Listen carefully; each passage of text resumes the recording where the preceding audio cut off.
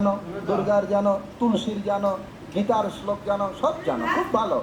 কিন্তু আমি যে সধবা, আমার যে স্বামী আছে, স্বামীকে প্রণাম করতে হয় কি মন্ত্র বলে জানা নাই, কি করে হবে? ঠাকুর অনুকূল চন্দ্রের একটা বই আছে, বইটার নাম হলো নারীর নীতি। এই নারীর নীতি গ্রন্থে শ্রী শ্রী ঠাকুর বলছেন, স্বামীকে দেবতা ভাবিও।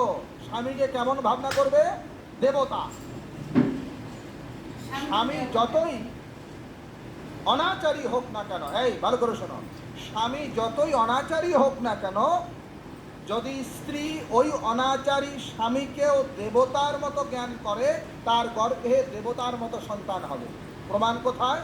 হিরণ্যকশ্যপুর ছেলে, নাম তার প্রহ্লাদ। আর স্বামী যদি মহাপণ্ডিত হয় আর স্ত্রীর স্বামী ভক্তি না থাকে, তাহলে পেটে অসুরের মতো সন্তান হবে। প্রমাণ কোথায়? রাজা রাবণ। এই জন্য স্বামীকে ভক্তি করতে। আচ্ছা, ওই যে স্বামীর প্রণাম মন্ত্র শুনবে তোমরা না? দরকার নাই, শুনবে?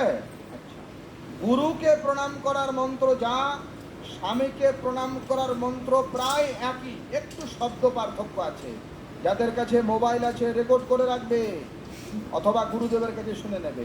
কোথায় লেখা আছে এইটা? ব্রহ্ম বৈবর্ত পুরাণ, বক্তা ভগবান কৃষ্ণ নিজে।